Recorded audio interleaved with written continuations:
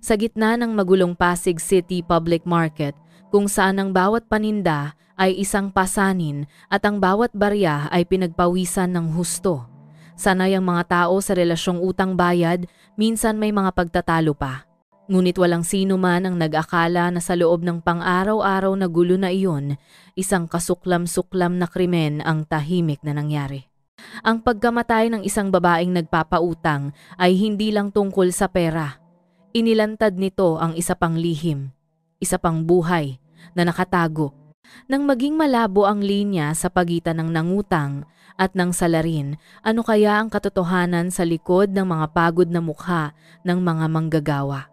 4:00 ng madaling araw, ang Pasig City Public Market, isa sa pinakamalaking sentro ng agrikultura sa Metro Manila. Ang hangin ay amoy halo-halo na katangian. Amoy lupa ng bagong aning kamote, amoy anghang ng iba't ibang pampalasa, amoy lansa ng isda, at maging ang matapang na amoy ng diesel mula sa mga truck na nakaparada at nagpapahinga pagkatapos ng mahabang biyahe. Ang lamig ng maagang hamog ay nagpalabo sa dilaw na ilaw ng mga high-pressure lamp, sapat lamang upang maipakita ang mga anino ng mga taong abala sa pagsisimula ng kanilang araw-araw na paghahanap buhay. Sa mundong iyon na walang tigil ang paggalaw, may isang sulok na tila nakalimutan. Iyon ay isang makipot na espasyo na nakasiksik sa pagitan ng dalawang luma at inabandonang container, puno ng alikabok at sapot ng gagamba. Ang lugar na ito ay ang kaharian ni Aling Nena. Isang babae na lampas 60 anyos, maliit ang tindig, kuba, at makinis ang mga kamay dahil sa ilang dekada ng paghahanap ng recyclable materials. Tulad ng dati, kinaladkad niya ang kanyang malaking sako at bakal na pang-abot, tahimik na nagtungo sa kanyang teritoryo. Para sa kanya, ang sulok na ito ay isang gintong mina kung saan karaniwang iniiwan ng mga tao ang mga styrofoam boxes, plastic bottles o karton na maaaring ipagpalit sa ilang barya. Bumulong siya tungkol sa kanyang matagal ng pananakit ng likod, mabilis na kinukuha ang bawat item. Ngunit pagkatapos, ang kanyang bakal na pang-abot ay sumabit sa isang bagay na malambot at hindi karaniwang mabigat. Malakas niyang hinila at unti-unting lumitaw ang isang bagay na maputlang puti sa ilalim ng kanyang mahinang flashlight. Sumingkit ang mga mata ni Aling Nena, sinisikap na makita ng malinaw. Ito ay isang paa ng tao. Ang sigaw ni Aling Nena ay bumiyak sa tahimik na gabi, hindi sapat upang malampasan ang ugong ng mga makina ng truck na nagsisimulang umandar. Ngunit sapat ito upang mapansin ng mga malapit na kargador. Ilang minuto lang, ang sulok na nakalimutan ay naging sentro ng kaguluhan at takot. Nakatanggap ng ulat mula sa pulisya ng barangay, wala pang 15 minuto, ang mga sasakyang pangpulisya mula sa Pasig City Police at iba pang unit ng Philippine National Police ay umungol, humawi sa maraming tao upang makapasok. Agad na itinaas ang yellow police line na pumapalibot sa isang malaking lugar. Si Colonel David Cruz, hepe ng CIDG-NCR, isang lalaki na may seryosong mukha at matalas na tingin, ay bumaba ng sasakyan. Ang manipis na usok mula sa kanyang bibig ay sumama sa maagang hamog, ngunit hindi nito maitago ang pag-aalala sa kanyang noo na malalim na ang mga kunot ng mga taon ng paglutas ng mga krimen. Ang crime scene sa harap niya at ng kanyang mga kasamahan ay isang nakakapanindig balahibo na tanawin. Ang biktima ay isang batang babae na nakahandusay sa basa na lupa, walang saplot sa katawan. Ang pinakakinatatakutan ay ang ulo niya ay nakabalot sa isang itim na plastic bag, isang malaking basurahan na mahigpit na nakatali sa leeg gamit ang mismong tali ng bag. Ang mga pasa sa leeg ay nagpapakita ng desperadong pakikipaglaban para sa buhay. Ang team ng SOCO, Scene of the Crime Operations ng PNP Crime Laboratory na pinamumunuan ni Major Daniel Reyes ay nagsimulang magtrabaho ng tahimik at propesyonal. Bawat hakbang nila ay maingat, bawat kilos ay detalyado hanggang sa sentimetro. Patuloy na kumikinang ang flash ng mga propesyonal na kamera. na kumukuha ng bawat maliit na detalye mula sa mga gasgas sa katawan ng biktima, isang kakaibang hibla ng buhok sa lupa, hanggang sa kahina-hinalang marka ng sapatos sa basa na lupa. "Sir," sabi ng isang batang imbestigador na tumakbo palapit, "nakilala na po ang biktima. Si Maria Santos, 28 taong gulang, nakarehistro sa kalapit na bayan. Hindi po siya tindera rito, pero sikat na sikat sa palengke na ito." "Sikat sa anong bagay?" tanong ni Colonel Cruz. Hindi inaalis ang tingin sa crime scene. Sa pagpapautang po na may malaking tubo. Halos lahat ng gipit dito, mula sa mga nagtitinda ng gulay hanggang sa mga driver ng truck, ay lumapit na kay Maria.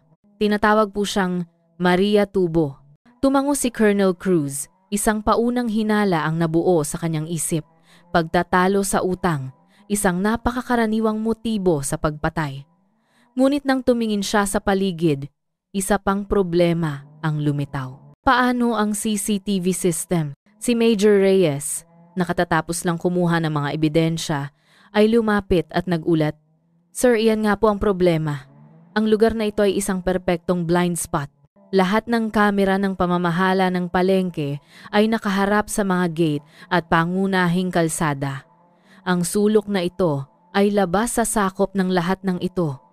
Napaghandaan ng mabuti ng salarin, nagsimulang sumikat ang araw sa silangan, na nagkulay pula sa isang bahagi ng langit.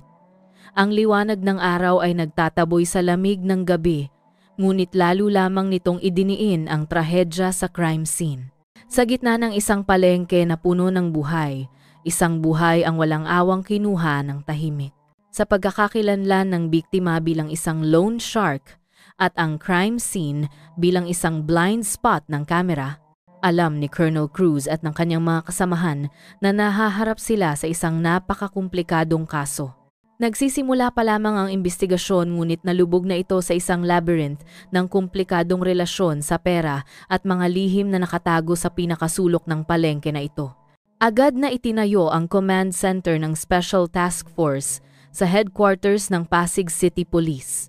Ang dating tahimik na conference room ay naging masikip sa amoy ng usok ng sigarilyo, kaluskos ng keyboard at sunod-sunod na tawag sa telepono. Sa malaking whiteboard, ang larawan ng biktima na si Maria Santos ay nakasentro. Sa paligid nito ay isang komplikadong diagram ng mga paunang impormasyon, mga pangalan at malalaking tandang pananong.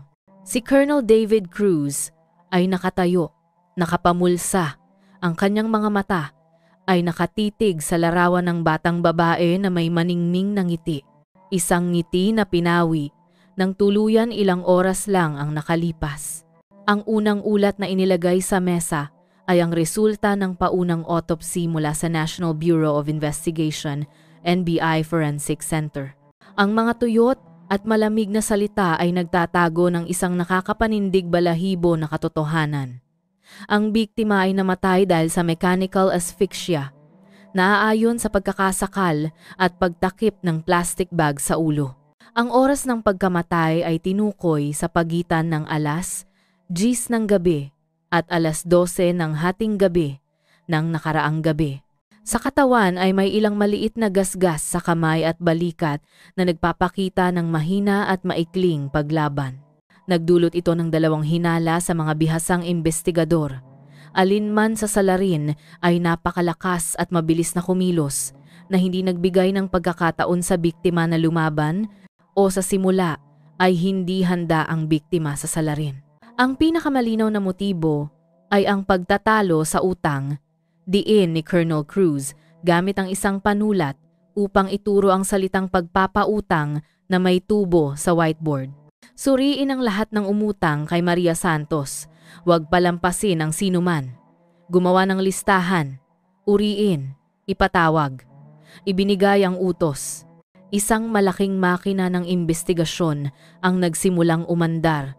Sa loob lamang ng 24 na oras, isang mahabang listahan na may higit sa 40 pangalan ang nabuo. Sila ang mga nagtitinda ng prutas, ang mga babaeng nagtitinda ng lugaw sa umaga, At ang pinakamarami ay ang mga driver ng long-haul truck. Tila nababalutan ng tensyon ang buong palengke. Ang mga bulong-bulungan ay pumalit sa karaniwang maingay na pagtawag ng mga paninda. Ang bawat isa ay tumitingin sa isa't isa na may pagdududa. Dahil sa kanila, maaaring naroon ang isang walang awang mamamatay tao. Patuloy ang mga pagpapatawag at pagkuha ng testimonya. Halos walang tigil ang ilaw sa interrogation room ng Pasig City Police. Ang unang tinanong ay si Aling Susan, isang nagtitinda ng gulay na kilalang may matinding alitan kay Maria dahil sa atrasadong utang. Sa harap ng imbestigador, umiyak siya, inamin na umutang siya at pinilit siya ni Maria, binantaan pa nga. Ngunit sa oras ng krimen, mayroon siyang hindi matatawarang alibay. Kinumpirma ng kanyang kapitbahay at buong pamilya na nasa bahay siya. Ang sumunod ay ang driver na si Mang Tonyo, na kilalang mainitin ang ulo at isa ring malaking umutang kay Maria. Sa simula, matigas siya ngunit nang ipakita ng imbestigador ang datos mula sa GPS tracking device sa kanyang truck, napilitan si Mang Tonyo na umamin. Sa pagitan ng alas 10 ng gabi at alas 12 ng hating gabi noong nakaraang gabi, ang kanyang truck ay mahigit 150 kilometro ang layo sa Pasig City Public Market patungong timog. Daan-daang iba pang umutang ang sunod-sunod na ipinatawag. Ang isa ay may resibo ng toll gate sa ibang probinsya. Ang isa naman ay may CCTV camera sa kapitbahay na nagtala ng kanyang pagkain at pag-inom kasama ang mga kaibigan. Lahat sila ay may alitan, may motibo ngunit walang sino man ang naroon sa crime scene sa golden hour. Ang pangunahing direksyon ng imbestigasyon ay tila nauwi sa wala. Ang Special Task Force ay tila naligaw sa isang labyrinth ng mga testimonya na tila makatuwiran ngunit hindi humahantong sa anuman. Sa gitna ng lumalaking tensyon sa pangkat, isa pang team ng imbestigador na nakatuon sa paghahanap ng social connections ng biktima ang nagdala ng hindi inaasahang impormasyon. Matapos ang ilang oras ng matiyagang paghikayat, isang matalik na kaibigan ni Maria na nagngangalang Lisa ay umiyak na ibinunyag ang isang lihim na matagal na niyang itinago. "Hindi mo alam?" Humihikbing, sabi ni Lisa. Kawawa si Maria. Sa labas, mukha siyang mayaman, ang yabang magpautang, pero sa totoo lang kailangan din niyang kumayod sa lahat ng paraan. Bukod sa pagpapautang, minsan nakikipag-ugnayan siya sa ilang driver ng long-haul truck, pawang mga regular na customer. Ang impormasyong ito ay parang kidlat na bumagabag sa pagkabulag ng Special Task Force. Nagbukas ito ng isang ganap na bagong direksyon ng imbestigasyon, isang nakatagong bahagi ng buhay ng biktima na walang sino man ang naghinala. Agad na nagpatawag ng emergency meeting si Colonel Cruz, kaya sabi niya sa matatag na tinig, ang salarin ay hindi isang umutang kundi isang customer na bumili ng serbisyong sexual. Ipinapaliwanag nito kung bakit walang matinding tanda ng paglaban ang biktima. Ang paunang pagpupulong ay may pahintulot. Ipinapaliwanag din nito kung bakit pinili ng salarin ang isang blind spot ng kamera para sa kanyang gawa. Yun ang isang lihim na lugar para sa transaksyon at pagkatapos ay naging perpektong lugar ng krimen. Lahat ng tingin ay nakatuon ngayon sa data analysis team. Ang kanilang gawain ay doble ang bigat ngayon. Hindi lamang ang paghahanap ng ilang umutang kundi ang pagsusuri sa daan-daang truck na lumabas-masok sa palengke sa gabing iyon. Kailangan nilang ikumpara ang malabo na imahe mula sa gate camera sa listahan ng mga kumpanya ng transportasyon. Sinisikap na kilalanin ang bawat truck, lalo na ang mga truck na hindi lokal. Isang gawain na tila naghahanap ng karayom sa dayami. Ngunit ngayon, mayroon na silang mas malinaw na layunin. Ang mamamatay tao ay hindi isang tao na may pampublikong alitan sa pera kundi maaaring isang multo na dumaan sa palengke sa gabi, isang taong may lihim na relasyon sa biktima at ginawang isang walang awang pagpatay at pagnanakaw ang transaksyon. Lumipas ang maraming araw at lalong lumalaki ang tensyon sa conference room ng Special Task Force. Ang napakalaking data ng video mula sa dose-dosenang pampubliko at pribadong CCTV camera ay paulit-ulit na sinuri ng mga forensic technical specialists hanggang sa halos kabisado na nila ang bawat frame. Daan-daang truck ang nakalista, daan-daang malabo na mukha ng driver ang sinuri, ngunit lahat ay nanatili pa ring mga piraso na hindi maikabit. Ang bagong direksyon ng investigasyon tungkol sa biktima na nakikipag-ugnayan sa mga customer ay nagbukas ng pinto, ngunit ang pinto na iyon ay humantong sa isa pang koridor na mas madilim at mas malaki. Ang salarin ay tila isang multo na dumating ng walang nakakaalam at umalis ng walang nakakaalam. Sa sandaling sinusubukan ng pasensya ng buong pangkat hanggang sa limitasyon, ang mga unang sinag ng pag-asa ay lumitaw mula sa lugar na pinakamamahal nila. Ang laboratorio ng PNP Crime Laboratory, si Major Daniel Reyes, na masusing nangolekta ng bawat ebidensya sa crime scene, ay pumasok sa conference room na may hawak na folder at may mukhang parehong tensyonado at masaya. Lahat ng mata ay nakatuon sa kanya. Ulat, Sir Colonel at mga kasamahan, malinaw na sabi ni Major Reyes, mayroon na tayong paunang resulta ng pagsusuri at napakahalaga nito. Binalik niya ang unang pahina ng folder. Una, tungkol sa sample na nakuha sa ilalim ng kuko ng biktima na si Maria Santos. Matapos suriin, kinumpirma ng mga eksperto na ito ay sample ng balat ng tao, hindi ng biktima. Higit pa rito, matagumpay nating na-extract at na-amplify at nabuo ang isang kumpletong profile ng DNA ng isang lalaki. Ito ay direktang siyentipikong ebidensya, isang biological signature na hindi sinasadyang iniwan ng salarin. Ang buong silid ay tahimik. DNA, ang hari ng lahat ng ebidensya. Ngayon ay hindi na sila naghahanap ng multo. Naghahanap sila ng isang tiyak na lalaki, ang taong may natatanging genetic makeup. Iyon. Patuloy ni Major Reyes. Pangalawa, tungkol sa marka ng sapatos na pang-sports na may kalat na langis na nakuha malapit sa crime scene. Ito ay marka ng sapatos na size 43 ng isang hindi masyadong mahal na lokal na brand, ngunit may medyo kakaibang pattern ng talampakan. Ipinapakita ng pagsusuri ng langis na nakakapit sa talampakan ng sapatos na ito ay tumutugma sa uri ng langis na karaniwang ginagamit para sa sistema ng pagpapalamig ng mga refrigerated truck. Ang detalyeng ito ay lubos na nagpapaliit sa saklaw ng ating paghahanap. Isang malaking sapatos na pang-sports, isang refrigerated truck at isang profile ng DNA. Ang mga tila mahihinang bakas na ito ay konektado na ngayon, na nagpinta ng mga unang sketch ng pagkakakilanlan ng mamamatay tao.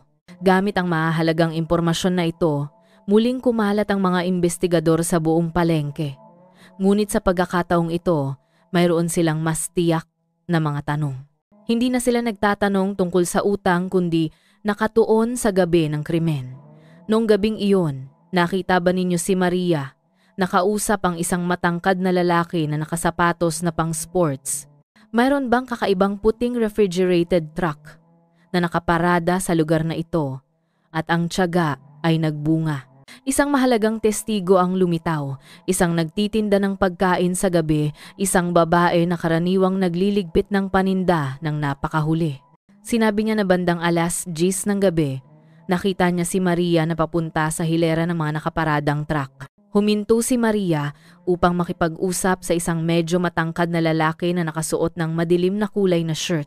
Hindi niya nakita ng malinaw ang mukha, ngunit ang nakapagpapaalala sa kanya ay ang lalaki ay may matinding puntong Bisaya, hindi ang karaniwang puntong Tagalog o Kapampangan sa palengke. Nakatayo siya sa tabi ng isang puting refrigerated truck. Agad na naiulat ang impormasyong ito sa command center. Agad na inutusan ni Colonel Cruz na suriin muli ang buong listahan ng mga sasakyan na lumabas-masok sa gate na nakatuon sa mga puting refrigerated truck na may plaka mula sa labas ng probinsya, lalo na ang mga mula sa Visayas. Ikumpara sa GPS data mula sa mga kumpanya ng transportasyon na nakolekta na natin. Ang data analysis team ay nagtrabaho ng buong puso. Mula sa daan-daang truck, ang listahan ay napaliit sa 11. Nagsimulang makipag-ugnayan ng mga investigador sa mga kumpanya upang makuha ang impormasyon ng mga driver. At pagkatapos ay lumitaw ang isang pangalan na kakaibang tumutugma sa lahat ng piraso. Si Jose Garcia, 38 taong gulang, tubong Cebu, trabaho ay driver ng refrigerated truck na naghahatid ng seafood. Ipinapakita ng GPS data mula sa truck na may plakang 77AB 987 na minamaneho ni Garcia, na ang truck ay nakaparada sa Pasig City Public Market Parking Area mula 9:15 ng gabi hanggang 0:30 ng madaling araw, naganap na tumutugma sa oras na pinatay ang biktima.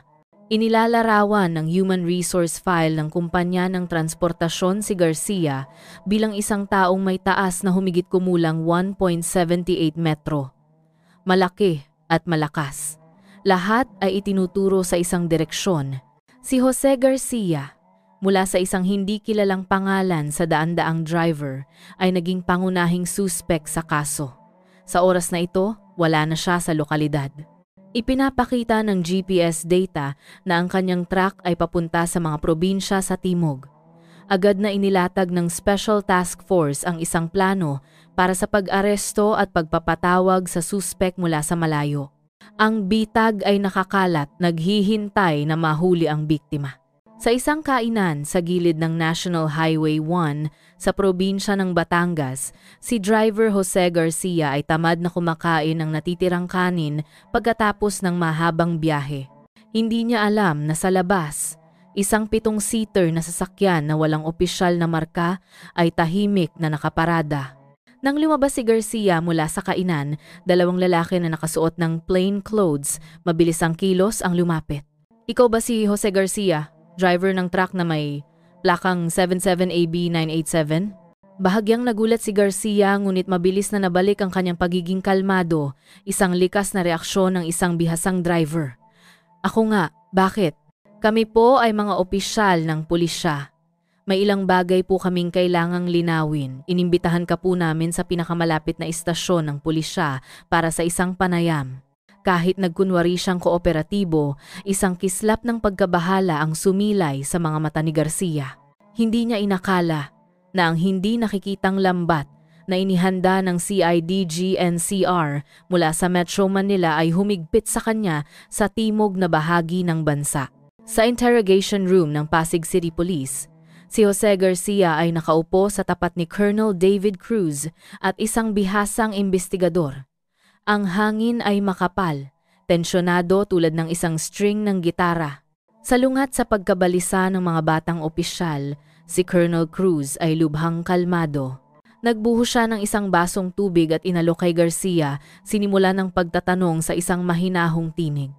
"Mang Jose, inimbitahan ka namin dito upang itanong ang iyong itinerary noong gabi. Nang ika-15 ng buwan, ang gabing dumaan ka sa Pasig City Public Market." Si Jose Garcia, pagkatapos ng ilang segundo ng pagiging kalmado, ay may handa ng kwento. Nagkibit-balikat siya na parang walang pakialam. "Gaya ng dati sir, naghatid ako ng seafood. Pagkatapos ay pagod na pagod kaya natulog ako sa loob ng cabin ng truck hanggang umaga. Ganyan po kaming mga driver. Habang naroon ka, may nakilala o nakasalamuha ka bang babae na nagngangalang Maria Santos?" "Sinong Maria? Wala akong kilalang Maria. Maraming tao sa palengke basta naghatid lang ako at umalis. Wala akong pakialam sa iba." Matatag na sagot ni Garcia, walang pag-aalinlangan. Tumango si Colonel Cruz. Hindi nagkomento. Nagbigay siya ng senyas sa investigador sa tabi niya. Isang malaking screen ang binuksan na nagpapakita ng detalyadong digital map. "Ito po ang data mula sa tracking device sa inyong truck," sabi ng investigador sa parehong tono. Ipinapakita nito na ang inyong truck ay nakaparada sa parking area ng palengke mula 9:15 ng gabi. Ngunit ipinapakita rin nito na bandang 11:47 ng gabi, binuksan at isinara ang pinto ng cabin sa panig ng driver. "Sabi ninyo natutulog kayo sa buong oras. Sino po ang nagbukas ng pinto ng inyong truck?" Nagsimulang pawisan ang noo ni Garcia. Tumikhim siya. Baka nagising lang ako para umihi. Hindi ko maalala ng malinaw. Sige, sabi ni Colonel Cruz. Tingnan natin ang susunod. Sa screen ay lumitaw ang detalyadong larawan ng marka ng sapatos na nakuha sa crime scene. Sa tabi nito ay ang larawan ng sapatos na pang-sports na suot ni Garcia na kinuha bilang ebidensya. Ang pagtutugma ng pattern ng talampakan, laki, at maging ang mga kakaibang gasgas ay hindi matatawaran. Ang marka ng sapatos na ito ay natagpuan sa tabi ng bangkay ng biktima. Lubos itong tumutugma sa inyong sapatos. Paano ninyo ipapaliwanag na ang pag-ihi ay maaaring mag-iwan ng marka ng sapatos sa isang blind spot na halos 50 metro ang layo mula sa inyong truck? Nagsimulang mamutla ang mukha ni Garcia. Hindi siya sumagot, tahimik lang, magkasalikop ang mga kamay at mahigpit na pinagsama. Hindi hinintay na makabangon si Garcia, ipinagpatuloy ng investigador ang ikatlong trump card. Nagsalita na rin kami sa mga testigo. May nakakita kay Maria na kausap ang isang matangkad na lalaki na nakatayo sa tabi ng isang puting refrigerated truck. Ang lalaking iyon ay may puntong Bisaya. Sino sa tingin ninyo ang taong iyon, Mang Jose? Naging tahimik ang lahat.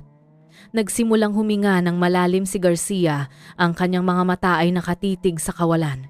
Alam niyang bumagsak na ang pader ng kasinungalingan na sinubukan niyang itayo. Alam ni Colonel Cruz na dumating na ang mahalagang sandali.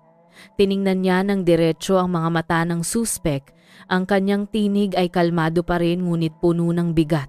Jose Garcia, marahil naisip mo na napagplanuhan mo ng mabuti nang piliin mo ang isang blind spot ng kamera para sa iyong krimen, ngunit nag-iwan ka ng isang bagay na walang kamera ang makapagtatago.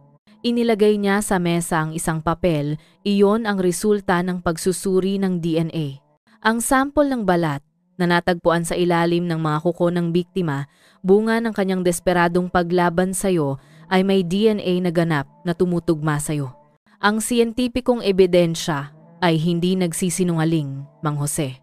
Sa puntong ito, gusto mo pa bang itanggi ang iyong krimen? Ang huling pangungusap ay parang isang martilyo na bumagsak sa katigasan ng driver. Ibinaba ni Jose Garcia ang kanyang mukha, nanginginig ang kanyang malalaking balikat. Ang katahimikan ay tumagal ng ilang minuto. Tanging ang lalong lumalakas na hikbi ang naririnig. Sa huli, nagtaas siya ng tingin. Ang kanyang mukha ay puno ng luha, ang kanyang tinig ay nawala. Ako po ang pumatay sa kanya. Lumabas ang pag-amin. Inamin ni Jose Garcia ang lahat ng kanyang brutal na kilos. Nang gabing iyon, tinawag niya si Maria sa truck upang isagawa ang pagbili ng serbisyong sexual.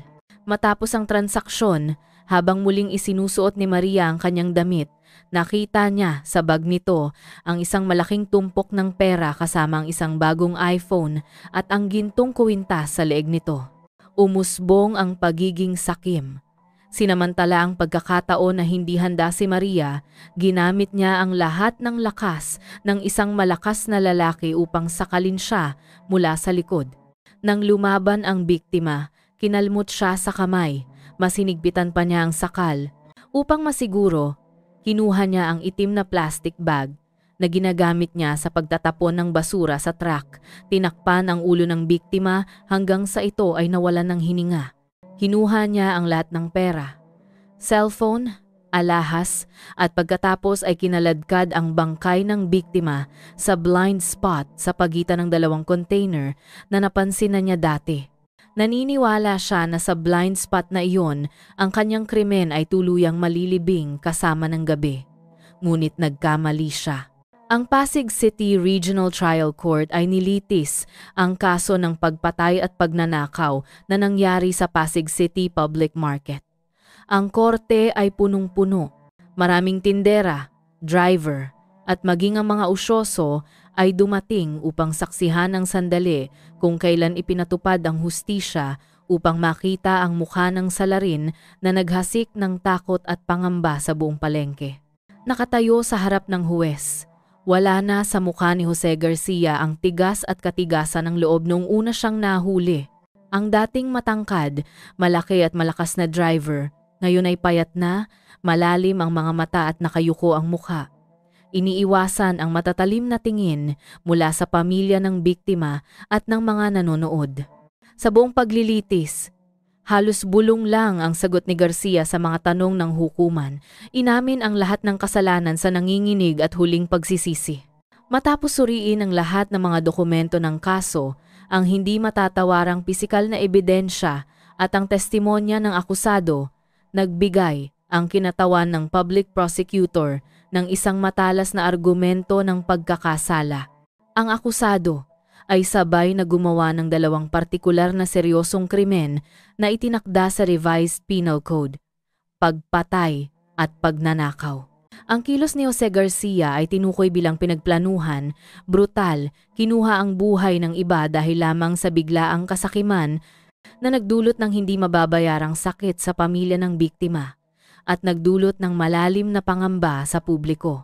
Ang break ng hurado ay lumipas ng mabigat. Nang bumalik ang presiding judge ng korte, tahimik ang buong bulwagan. Batay sa mga ebidensya at dokumento na sinuri sa korte. Batay sa resulta ng debate sa korte, batay sa komprehensibo at kumpletong pagsasaalang-alang ng mga opinyon ng piskal, ng akusado at ng iba pang kalahok sa paglilitis. Natukoy ng hukuman na ang kilos ng akusado na si Jose Garcia ay partikular na mapanganib sa lipunan. Walang kakayahang matuto at magbago at kailangang tuluyang alisin sa buhay panlipunan upang magsilbing babala at pangkalahatang pag-iwas.